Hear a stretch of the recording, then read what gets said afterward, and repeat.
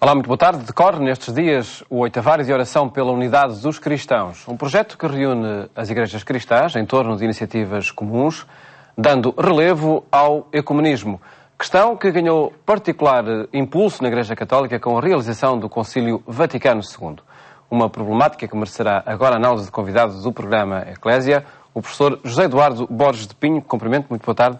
Muito obrigado por estar connosco nestes dias em que decorre, de facto, o Oitavário de Oração pela Unidade dos Cristãos. Uma problemática que apresenta neste pequeno livro com uma informação muito condensada, muito útil, muito aprofundada também ao mesmo tempo sobre o ecumenismo. Vamos percorrer este livro nesta nossa conversa, desde logo através do significado da palavra, do título do livro, ecumenismo, de que estamos a falar com este conceito. O que é que ele significa? Nós vamos a falar precisamente de todos os esforços que vêm sendo desenvolvidos de forma mais acentuada já a partir do início do século XIX no mundo protestante, na Igreja Católica, sobretudo a partir da altura do Concílio, embora precedida por muitas iniciativas pontuais e particulares de pessoas, teólogos, homens responsáveis pela Igreja. Mas estamos a falar, portanto, deste esforço de reencontro dos cristãos, de superação da sua situação de divisão, uma superação que certamente é um processo muito longo, um processo cujo fim nós não podemos antever, mas que passa por sinais e por expressões intermédias que importa solidificar. É disso que se trata. E acredito que interessa valorizar, mesmo que não resolvam a questão. Interessa fixar aí as atenções.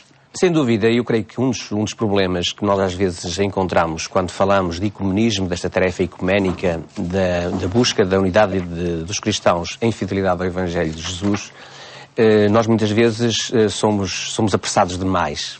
Esquecemos que tudo o que é humano é marcado por fragilidades, por limites, estão em causa um conjunto de condições, até culturais, que envolvem o relacionamento das pessoas, estão em causa histórias confessionais e, no fundo, o ponto de partida de toda a tarefa ecuménica não é pura e simplesmente uma questão de diplomacia, pessoas que resolvem diplomaticamente entrar em contacto, dialogar.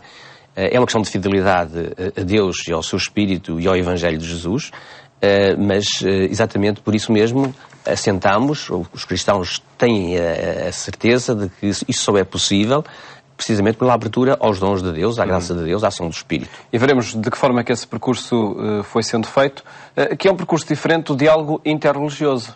Exatamente. Quando perguntava sobre o sentido da palavra ecuménico, um dos pontos fundamentais é que a palavra ecuménico, por um lado, tem um sentido genérico, amplo, que fala de universalidade. Ecuménico, por exemplo, dizemos concílio ecuménico, concílio universal, com validade universal.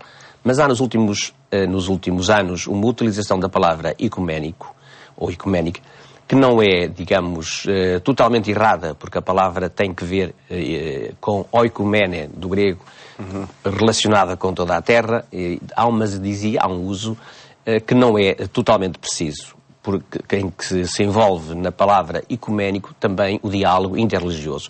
São, de facto, realidades próximas no sentido de que há a mesma busca de diálogo, de encontro, de fraternidade entre pessoas humanas, mas no caso concreto do ecumenismo, no sentido estrito, e assim a palavra deve ser usada nesse sentido estrito, estamos a falar de pessoas que, à partida, acreditam em Jesus, acreditam na revelação de Deus em Jesus Cristo e, portanto, se referem a toda uma história comum.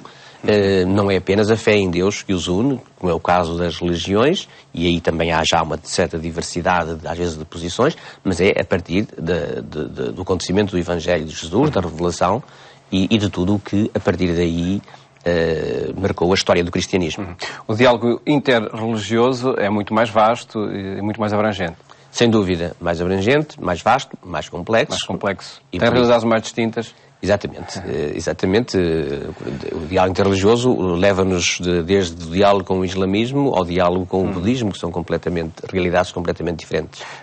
Não é que o nosso programa esteja no fim e não vamos já tirar conclusões, mas pergunto desde já, sobretudo neste aspecto, que não interessa aqui, ou não interessará, alterar de alguma forma a estratégia, digamos assim, deste diálogo com as religiões, uma vez que, de facto, as igrejas cristãs têm ao seu lado, enfim, muitas outras igrejas com as quais têm de dialogar e que vão ganhando relevância nas sociedades de hoje. Hoje já a consciência ecuménica, no sentido estrito da palavra, está aberta e está altamente interessada em tudo aquilo que diz respeito ao diálogo interreligioso. Porque, no fundo, o ecumenismo não é pura e simplesmente uma questão interna, no sentido de dizer nós cristãos queremos estar mais unidos. É uma questão que tem que ver, como se deve sempre sublinhar, com a fidelidade radical à visão cristã da vida, mas orienta-se pela causa da humanidade. Quer dizer, os cristãos não vivem fechados sobre si, vivem numa humanidade e portanto, olham, todo o seu olhar é para servir este mundo e para que este mundo seja mais humano. Nesse sentido, obviamente, que o diálogo interreligioso é uma das dimensões às quais o problema ecuménico como tal está ligado, e há textos de reflexão entre as igrejas que se debruçam com muito interesse sobre essa questão e que se torna cada vez mais pertinente. A questão, no entanto, tem de ser colocada também, na linha da sua questão, tem de ser colocada também olhando um bocadinho para a fragmentação que o próprio cristianismo como tal sofreu nas últimas décadas, no último século sobretudo. Eu estou a referir, neste caso concreto, uma realidade que é aí sublinhada, mas que, enfim, que é um dado que todos nós podemos observar. Nós hoje verificamos, em termos ecuménicos, que as grandes igrejas tradicionais, luteranos, anglicanos, reformados, hoje já não ocupam propriamente na cena mundial da presença do cristianismo um lugar tão relevante, tão isolado, digamos assim, como acontecia, por exemplo, no princípio do século XX, ou na primeira metade do século XX, nomeadamente a presença de igrejas chamadas pentecostais, carismáticas, que hoje, em termos numéricos, através das inúmeras comunidades locais que têm nos diversos continentes, numericamente, serão certamente já e em mais grande fortes. Crescimento. E em grande crescimento, sem dúvida. Sem dúvida. E a atitude que essas comunidades neopentecostais ou carismáticas, tipo de raiz protestante, assumem é também completamente diferente em termos ecuménicos. Enquanto o que define realmente o ecumenismo, no sentido rigoroso da palavra, é esta busca de uma unidade necessária e suficiente da Igreja de Jesus Cristo, da fidelidade à Igreja de Jesus Cristo. Muitas dessas comunidades cristãs não se colocam o problema dessa maneira. E que, de respeito a essa realidade ecuménica, como aqui é dito neste seu livro, cerca de 1/3 da população mundial, que são os cristãos. Avançando no percurso e também nos conteúdos que são apresentados neste livro, perguntava-lhe, professor Borges de Pinho, este oitavário que vivemos de oração pela unidade dos cristãos, que impulso dá ao percurso ecuménico, ao caminho ecuménico? Eu creio que neste momento nós devemos reconhecer que ainda é uma das iniciativas mais significativas, não só pela sua amplitude universal, mas também porque tem por detrás de si uma longa história. E sendo embora muitas vezes pouco percebido pela realidade concreta do comum dos cristãos, como é o caso aqui em Portugal, temos de reconhecer, e digo isso aí nas páginas finais do livro, no entanto, aponta para algo exatamente nevrálgico, que é a consciência de que o núcleo do ecumenismo é uma atitude de mudança, de conversão e de disponibilidade à ação de Deus nas nossas vidas. E, portanto, o primeiro que temos a fazer é, sem dúvida, dispormos-nos a acolher a iniciativa de Deus, os dons de Deus, e nesse sentido, e as questões que Deus também nos coloca, e nesse sentido, portanto, a oração em comum é fundamental e tem também um significado, chamemos simbólico, de expressão já de comunhão, que é fundamental. A adesão da Igreja Católica a este movimento ecuménico aconteceu, de facto, no Concílio Vaticano II. A grande determinação pela causa ecuménica. Em termos muito simples, podemos dizer que houve, sem dúvida, figuras, podemos dizer, carismáticas dentro da Igreja Católica que já antes chamaram a atenção para a tarefa ecuménica, tiveram o seu papel. Eu estou-me a lembrar com um dos teólogos, por exemplo, Yves Congar, foi um pioneiro fundamental, mas também a nível do ecumenismo espiritual, outras figuras. E, de facto, com o aparecimento que hoje existe, o Conselho Ecuménico, o Conselho Mundial das Igrejas de 1948, isso questionou um bocado a Igreja Católica já antes do concílio, em termos mesmo oficiais, nomeadamente à volta do início dos anos 50. A questão fundamental foi esta: até aí o protestantismo era visto um bocado como o causador de todos os males, tinha uma atitude que significava um total relativismo perante a verdade cristã, e a Igreja Católica pôs-se numa atitude de recusa e de grande reserva. De facto, já em 1950, exatamente, há um documento do Papa Pio XII que abre, inicialmente, à percepção do que a realidade ecuménica significa. Mas decisivamente, e isso acontece sim no Concílio Vaticano II. E por iniciativa do Papa João XXIII, tem um papel, pela própria personalidade tem dele. um papel fundamental. Tem um papel fundamental. Naturalmente que o Papa João XXIII, antes de ser Papa, esteve, portanto, no Oriente, percebeu a diversidade cristã existente e, na sua sensibilidade pessoal, certamente também impulsionado pelo Espírito de Deus, ele adquiriu uma consciência muito forte de que era importante, era fundamental, tanto mais que a palavra ecuménico, o concílio ecuménico, tem toda sempre essa amplitude de sinalização e de tarefa, que era importante, era fundamental colocar a questão realmente da tarefa da unidade. Escreve o professor José Eduardo Borges de Pinho que com o concílio deu-se uma transformação epocal. Que transformação foi esta em relação ao ecumenismo? Ora bem, em relação ao ecumenismo, são muitos os autores que o escrevem e penso com toda a razão. E como refere também no livro, recorda esses autores. Que significa exatamente que o Vaticano II, nesse aspecto, significa o princípio do fim, do espírito da Contra-Reforma. Não podemos esquecer que depois de Trento confronta-se, o Concílio de Trento do século XVI, confronta-se com a Reforma Luterana, é a grande ruptura em todos os aspectos. Portanto, tudo o que vem a seguir é condicionado fundamentalmente por uma resposta, primeiramente, exatamente, às convulsões provocadas pela Reforma Protestante, posteriormente, sem dúvida, pelas convulsões provocadas pelo laicismo. Um exemplo muito simples e que qualquer pessoa entende: a defesa do catolicismo perante a Reforma Protestante levou, por exemplo, a não valorizar suficientemente a Sagrada Escritura, a Palavra de Deus. Nós hoje todos percebemos que isso foi uma perda e um limite fundamental. E que se está a redescobrir agora. Se está a redescobrir, sem dúvida. E o Concílio, nesse aspecto, foi absolutamente também decisivo, nomeadamente com a Constituição Dei Verbum.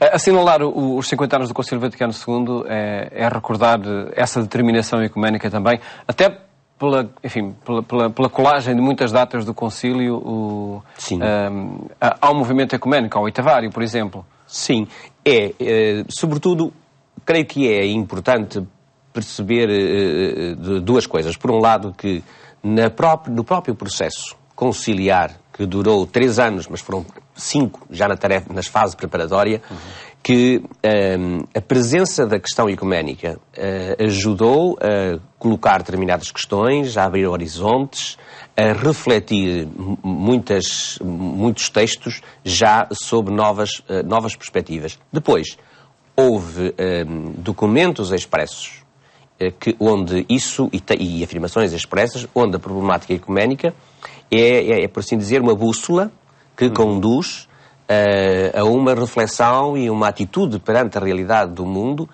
sem dúvida, diferente e inovadora. O decreto, a Declaração sobre a Liberdade Religiosa, é, sem dúvida, um documento, por vezes, não suficientemente valorizado em termos ecuménicos, mas é fundamental. Claro que não é só uma questão ecuménica, mas representa exatamente uma expressão muito clara dessa mudança de atitude com todas as consequências. Recebido, de forma pacífica, digamos assim, pelos padres conciliares? Não, isso não foi nem podia ser. Era a tal mudança de paradigma, a transformação epocal que falava. Não é por acaso que a rejeição tradicionalista do Concílio Vaticano II, na sua expressão mais firme, da Fraternidade de São Pio X, que essa rejeição tem por núcleo fundamental, precisamente, questões relacionadas com a liberdade religiosa, o diálogo ecuménico e o diálogo também com o mundo nas suas expressões, mesmo não cristãs.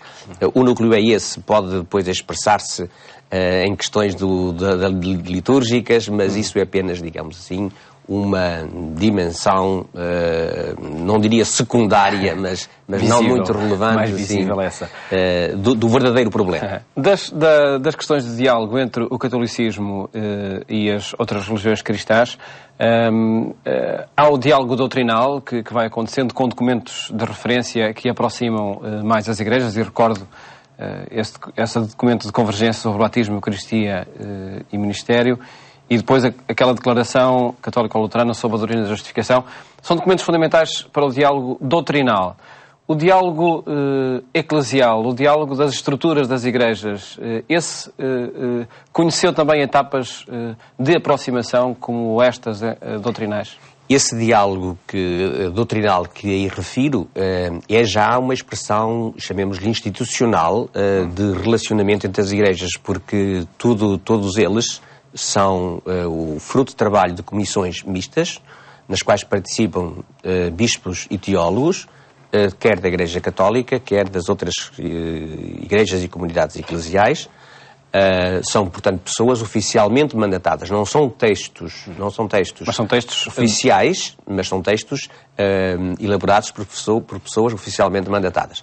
O único texto oficial, no sentido estrito da palavra, em que a própria Igreja Católica, através do Conselho Pontifício para a Unidade dos Cristãos, se empenhou dizendo que esta é também a fé católica, é a Declaração Comum Católico-Luterana de 1999 que referiu.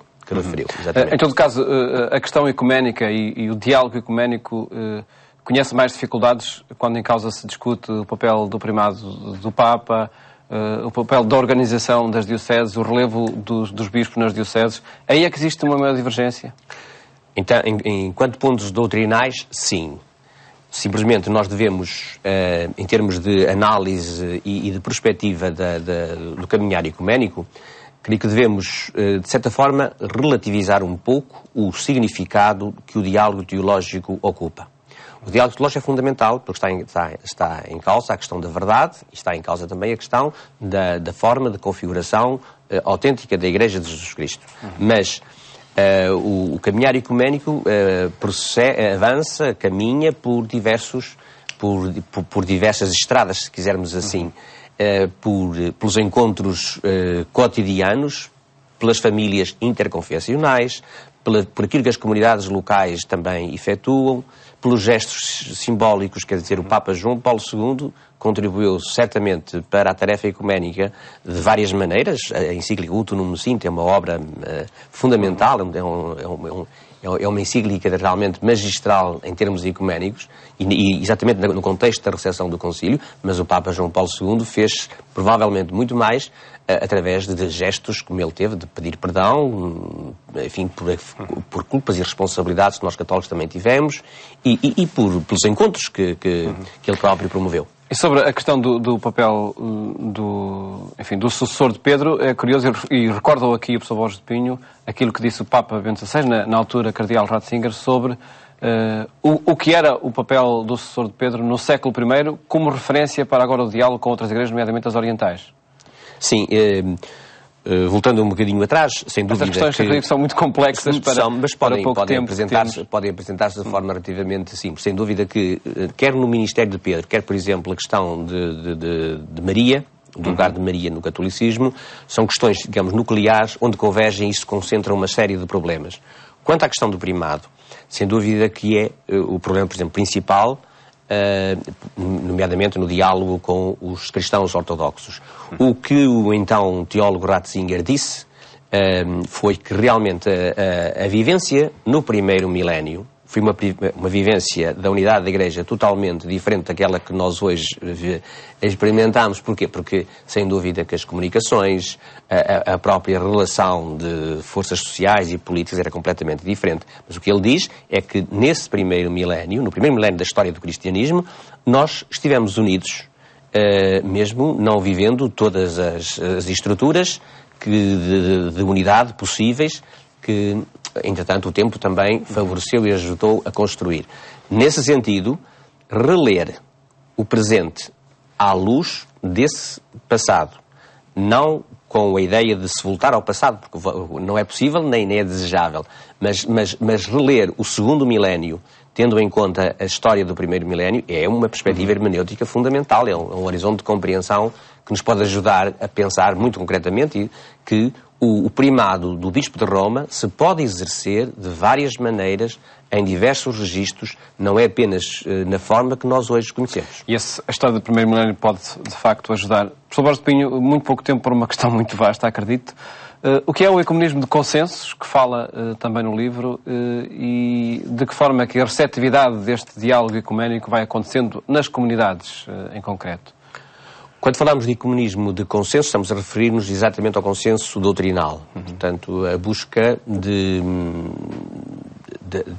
afirmações comuns. Vinculativas? Em última instância, sim, dentro de um critério que o próprio encíclico Ut Unum Sint claramente apresenta. A unidade para a qual caminhamos e que devemos pedir a Deus que nos ajude a construir é realmente uma unidade na diversidade. Muitas vezes não pensamos bem nisso. E, sobretudo, é uma unidade necessária e suficiente, não é uma unidade monolítica. Quer dizer, nós, portanto, é descobrir, é encontrar aquilo que realmente nos obriga em nome do Evangelho, essa tarefa comum de busca de consenso nessa matéria. Por exemplo, o documento sobre o batismo, Eucaristia e Ministério, o BEM, de que falou, foi exatamente um documento de convergência, não de consenso total, mas de convergência de várias igrejas e comunidades eclesiásticas. E essa receptividade depois nas comunidades? Esse é um problema fundamental. É um problema fundamental, mas que não é só um problema ecuménico. É um problema de toda a vivência da Igreja, de toda a vivência do cristianismo, nas suas diversas situações. Se me perguntar aqui em Portugal exatamente porque é que o problema ecuménico às vezes tem dificuldade em ser compreendido por muita gente com responsabilidade, uma das razões é sem dúvida que nós temos um catolicismo, por vezes muito fechado sobre si mesmo, temos cristãos com muito boa vontade, mas por vezes também com uma formação cultural algo deficiente. Tudo isso funciona a desfavor. A desfavor do ecumenismo. Esperemos que o Oitavário ajude a contrariar esse movimento. Professor Borges de Pinho, muito obrigado por ter estado neste programa, onde quisemos apresentar o percurso de aproximação entre cristãos e as questões que permanecem no debate ecuménico. Desejo-lhe um bom fim de tarde e até amanhã, se Deus quiser.